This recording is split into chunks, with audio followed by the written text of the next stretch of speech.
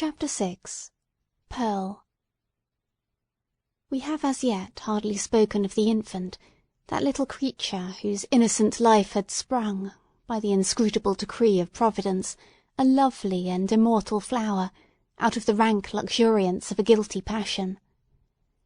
How strange it seemed to the sad woman, as she watched the growth, and the beauty that became every day more brilliant, and the intelligence that threw its quivering sunshine over the tiny features of this child. Her Pearl. For so had Hester called her, not as a name expressive of her aspect, which had nothing of the calm, white, unimpassioned lustre that would be indicated by the comparison. But she named the infant Pearl as being of great price, purchased with all she had, her mother's only treasure. How strange indeed! Man had marked this woman's sin by a scarlet letter, which had such potent and disastrous efficacy that no human sympathy could reach her, save it were sinful like herself. God, as a direct consequence of the sin which man thus punished, had given her a lovely child, whose place was on that same dishonoured bosom, to connect her parent for ever with the race and descent of mortals, and to be finally a blessed soul in heaven. Yet these thoughts affected Hester Prynne less with hope than apprehension. She knew that her deed had been evil; she could have no faith, therefore, that its result would be good. Day after day she looked fearfully into the child's expanding nature, ever dreading to detect some dark and wild peculiarity that should correspond with the guiltiness to which she owed her being. Certainly there was no physical defect. By its perfect shape, its vigour, and its natural dexterity in the use of all its untried limbs, the infant was worthy to have been brought forth in Eden, worthy to have been left there to be the plaything of the angels after the world's first parents were driven out. The child had a native grace which does not invariably coexist with faultless beauty. Its attire, however simple, always impressed the beholder as if it were the very garb that precisely became it best. But little Pearl was not clad in rustic weeds. Her mother, with a morbid purpose that may be better understood hereafter, had bought the richest tissues that could be procured, and allowed her imaginative faculty its full play in the arrangement and decoration of the dresses which the child wore before the public eye. So magnificent was the small figure, when thus arrayed, and such was the splendour of Pearl's own proper beauty, shining through the gorgeous robes which might have extinguished a paler loveliness, that there was an absolute circle of radiance about her on the darksome cottage floor. And yet a russet gown, torn and soiled with the child's rude play, made a picture of her just as perfect. Pearl's aspect was imbued with a spell of infinite variety. In this one child there were many children, comprehending the full scope between the wild-flower prettiness of a peasant baby and the pomp, in little, of an infant princess. Throughout all, however, there was a trait of passion, a certain depth of hue which she never lost. And if, in any of her changes, she had grown fainter or paler, she would have ceased to be herself. It would have been no longer Pearl. This outward mutability indicated, and did not more than fairly express, the various properties of her inner life. Her nature appeared to possess depth too, as well as variety, but, or else Hester's fears deceived her, it lacked reference and adaptation to the world into which she was born. The child could not be made amenable to rules. In giving her existence a great law had been broken, and the result was a being whose elements were perhaps beautiful and brilliant, but all in disorder, or with an order peculiar to themselves, amidst which the point of variety and arrangement was difficult or impossible to be discovered. Hester could only account for the child's character, and even then most vaguely and imperfectly, by recalling what she herself had been, during that momentous period when Pearl was imbibing her soul from the spiritual world, and her bodily frame from its material of earth. The mother's impassioned state had been the medium through which were transmitted to the unborn infant the rays of its moral life, and, However white and clear originally, they had taken the deep stains of crimson and gold, the fiery lustre, the black shadow, and the untempered light of the intervening substance. Above all, the warfare of Hester's spirit at that epoch was perpetuated in Pearl. She could recognise her wild, desperate, defiant mood, the flightiness of her temper, and even some of the very cloud shapes of gloom and despondency that had brooded in her heart. They were now illuminated by the morning radiance of a young child's disposition, but later in the day of earthly existence might be prolific of the storm and whirlwind. The discipline of the family in those days was of a far more rigid kind than now. The frown, the harsh rebuke, the frequent application of the rod, enjoined by scriptural authority, were used not merely in the way of punishment for actual offences, but as a wholesome regimen for the growth and promotion of all childish virtues. Hester Prynne, nevertheless, the loving mother of this one child, ran little risk of erring on the side of undue severity. Mindful, however, of her own errors and misfortunes, she early sought to impose a tender but strict control over the infant immortality that was committed to her charge. But the task was beyond her skill. After testing both smiles and frowns, and proving that neither mode of treatment possessed any calculable influence, Hester was ultimately compelled to stand aside and permit the child to be swayed by her own impulses. Physical compulsion or restraint was effectual, of course, while it lasted. As to any other kind of discipline, whether addressed to her mind or heart, little Pearl might or might not be within its reach, in accordance with the caprice that ruled the moment. Her mother, while Pearl was yet an infant, grew acquainted with a certain peculiar look that warned her when it would be labour thrown away to insist, persuade, or plead. It was a look so intelligent, yet inexplicable, so perverse, sometimes so malicious, but generally accompanied by a wild flow of spirits, that Hester could not help questioning at such moments whether Pearl was a human child. She seemed rather an airy sprite, which, after playing its fantastic sports for a little while upon the cottage floor, would flit away with a mocking smile. Whenever that look appeared in her wild, bright, deeply black eyes, it invested her with a strange remoteness and intangibility. It was as if she were hovering in the air, and might vanish, like a glimmering light, that comes we know not whence, and goes we know not whither. Beholding it, Hester was constrained to rush towards the child, to pursue the little elf in the flight which she invariably began, to snatch her to her bosom with a close pressure and earnest kisses, not so much from overflowing love as to assure herself that Pearl was flesh and blood, and not utterly delusive. But Pearl's laugh, when she was caught, though full of merriment and music, made her mother more doubtful than before. Heart-smitten at this bewildering and baffling spell, that so often came between herself and her sole treasure, whom she had bought so dear, and who was all her world, Hester sometimes burst into passionate tears. Then perhaps, for there was no foreseeing how it might affect her, Pearl would frown and clench her little fist, and harden her small features into a stern, unsympathizing look of discontent. Not seldom she would laugh anew, and louder than before, like a thing incapable and unintelligent of human sorrow. Or, but this more rarely happened, she would be convulsed with a rage of grief, and sob out her love for her mother in broken words, and seem intent on proving that she had a heart by breaking it. Yet Hester was hardly safe in confiding herself to that gusty tenderness. It passed as suddenly as it came. Brooding over all these matters, the mother felt like one who has evoked a spirit, but, by some irregularity in the process of conjuration, has failed to win the master-word that should control this new and incomprehensible intelligence.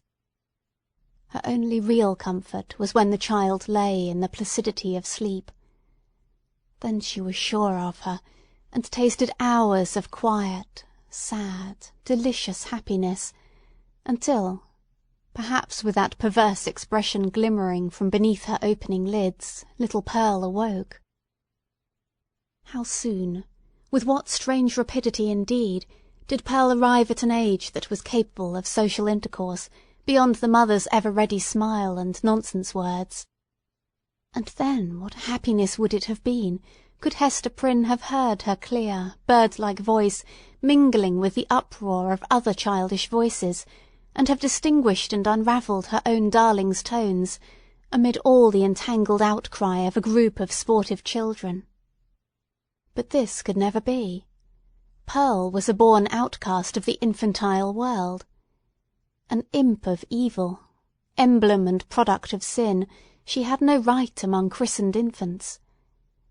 Nothing was more remarkable than the instinct, as it seemed, with which the child comprehended her loneliness, the destiny that had drawn an inviolable circle round about her, the whole peculiarity, in short, of her position in respect to other children. Never, since her release from prison, had Hester met the public gaze without her. In all her walks about the town, Pearl, too, was there, first as the babe in arms, and afterwards as the little girl, small companion of her mother, holding a forefinger with her whole grasp, and tripping along at the rate of 3 or 4 footsteps to one of Hester's. She saw the children of the settlement, on the grassy margin of the street, or at the domestic thresholds, disporting themselves in such grim fashion as the puritanic nurture would permit, playing at going to church perchance, or at scourging Quakers, or taking scalps in a sham fight with the Indians, or scaring one another with freaks of imitative witchcraft. Pearl saw, and gazed intently, but never sought to make acquaintance. If spoken to, she would not speak again. If the children gathered about her, as they sometimes did, Pearl would grow positively terrible in her puny wrath, snatching up stones to fling at them, with shrill, incoherent exclamations that made her mother tremble, because they had so much the sound of a witch's anathemas in some unknown tongue. The truth was that the little Puritans, being of the most intolerant brood that ever lived, had got a vague idea of something outlandish, unearthly, or at variance with ordinary fashions, in the mother and child, and therefore scorned them in their hearts, and not unfrequently reviled them with their tongues. Pearl felt the sentiment, and requited it with the bitterest hatred that can be supposed to rankle in a childish bosom. These outbreaks of a fierce temper had a kind of value, and even comfort, for her mother, because there was at least an intelligible earnestness in the mood, instead of the fitful caprice that so often thwarted her in the child's manifestations. It appalled her, nevertheless, to discern here, again, a shadowy reflection of the evil that had existed in herself. All this enmity and passion had Pearl inherited, by inalienable right, out of Hester's heart. Mother and daughter stood together in the same circle of seclusion from human society, and in the nature of the child seemed to be perpetuated those unquiet elements that had distracted Hester Prynne before Pearl's birth, but had since begun to be soothed away by the softening influences of maternity. At home, within and around her mother's cottage, Pearl wanted not a wide and various circle of acquaintance. The spell of life went forth from her ever-creative spirit, and communicated itself to 1,000 objects, as a torch kindles a flame wherever it may be applied. The unlikeliest materials, a stick, a bunch of rags, a flower, were the puppets of Pearl's witchcraft, and, without undergoing any outward change, became spiritually adapted to whatever drama occupied the stage of her inner world. Her one baby voice served a multitude of imaginary personages, old and young, to talk withal.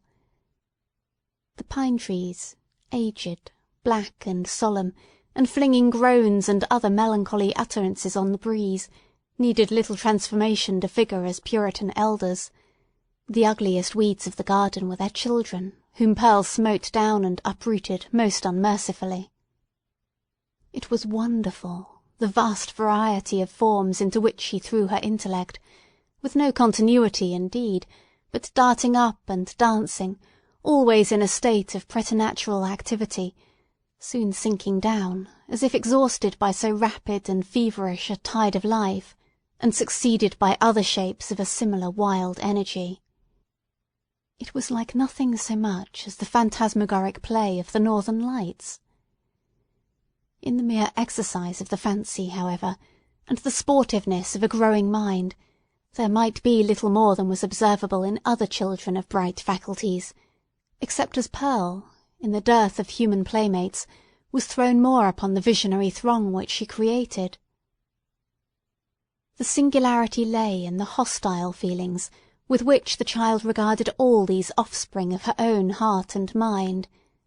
She never created a friend, but seemed always to be sowing broadcast the dragon's teeth, whence sprung a harvest of armed enemies, against whom she rushed to battle. It was inexpressibly sad. Then what depth of sorrow to a mother who felt in her own heart the cause, to observe, in one so young, this constant recognition of an adverse world, and so fierce a training of the energies that were to make good her cause in the contest that must ensue. Gazing at Pearl, Hester Prynne often dropped her work upon her knees, and cried out with an agony which she would fain have hidden, but which made utterance for itself, betwixt speech and a groan. "O Father in heaven! If thou art still my Father, what is this being which I have brought into the world?" And Pearl, overhearing the ejaculation, or aware, through some more subtle channel, of those throbs of anguish, would turn her vivid and beautiful little face upon her mother, smile with sprite-like intelligence, and resume her play. One peculiarity of the child's deportment remains yet to be told. The very first thing which she had noticed in her life was what? Not the mother's smile, responding to it as other babies do, by that faint embryo smile of the little mouth, remembered so doubtfully afterwards, and with such fond discussion whether it were indeed a smile. By no means. But that first object of which Pearl seemed to become aware was—shall we say it?—the scarlet letter on Hester's bosom. One day, as her mother stooped over the cradle, the infant's eyes had been caught by the glimmering of the gold embroidery about the letter, and, putting up her little hand, she grasped at it, smiling, not doubtfully, but with a decided gleam that gave her face the look of a much older child. Then, gasping for breath, did Hester Prynne clutch the fatal token, instinctively endeavouring to tear it away, so infinite was the torture inflicted by the intelligent touch of Pearl's baby hand. Again, as if her mother's agonized gesture were meant only to make sport for her, did little Pearl look into her eyes and smile. From that epoch, except when the child was asleep, Hester had never felt a moment's safety, not a moment's calm enjoyment of her. Weeks, it is true, would sometimes elapse, during which Pearl's gaze might never once be fixed upon the scarlet letter, but then again it would come at unawares, like the stroke of sudden death, and always with that peculiar smile and odd expression of the eyes. Once this freakish, elvish cast came into the child's eyes, while Hester was looking at her own image in them, as mothers are fond of doing, and suddenly, for women in solitude and with troubled hearts are pestered with unaccountable delusions, she fancied that she beheld, not her own miniature portrait, but another face in the small black mirror of Pearl's eye. It was a face fiend-like, full of smiling malice, yet bearing the semblance of features that she had known full well, though seldom with a smile, and never with malice in them. It was as if an evil spirit possessed the child, and had just then peeped forth in mockery. Many a time afterwards had Hester been tortured, though less vividly, by the same illusion. In the afternoon of a certain summer's day, after Pearl grew big enough to run about, she amused herself with gathering handfuls of wild flowers and flinging them, one by one, at her mother's bosom, dancing up and down like a little elf whenever she hit the scarlet letter. Hester's first motion had been to cover her bosom with her clasped hands. But, whether from pride or resignation, or a feeling that her penance might best be wrought out by this unutterable pain, she resisted the impulse, and sat erect, pale as death, looking sadly into little Pearl's wild eyes. Still came the battery of flowers, almost invariably hitting the mark, and covering the mother's breast with hurts for which she could find no balm in this world, nor knew how to seek it in another. At last, her shot being all expended, the child stood still and gazed at Hester, with that little laughing image of a fiend peeping out, or, whether it peeped or no, her mother so imagined it, from the unsearchable abyss of her black eyes. "Child, what art thou?" cried the mother. "Oh, I am your little Pearl," answered the child. But, while she said it, Pearl laughed, and began to dance up and down, with the humoursome gesticulation of a little imp whose next freak might be to fly up the chimney. "Art thou my child, in very truth?" asked Hester. Nor did she put the question altogether idly, but, for the moment, with a portion of genuine earnestness, for, such was Pearl's wonderful intelligence, that her mother half doubted whether she were not acquainted with the secret spell of her existence, and might not now reveal herself. "Yes, I am little Pearl," repeated the child, continuing her antics.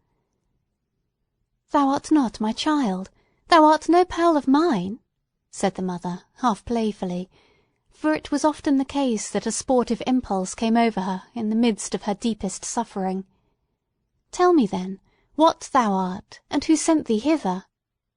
"Tell me, mother," said the child seriously, coming up to Hester and pressing herself close to her knees. "Do thou tell me." "Thy heavenly Father sent thee," answered Hester Prynne. But she said it with a hesitation that did not escape the acuteness of the child. Whether moved only by her ordinary freakishness, or because an evil spirit prompted her, she put up her small forefinger and touched the scarlet letter. "He did not send me!" cried she positively. "I have no heavenly Father." "Hush, Pearl, hush! Thou must not talk so," answered the mother, suppressing a groan. "He sent us all into this world. He sent even me, thy mother. Then, much more, thee. Or if not, thou strange and elfish child, whence didst thou come?" "Tell me, tell me!"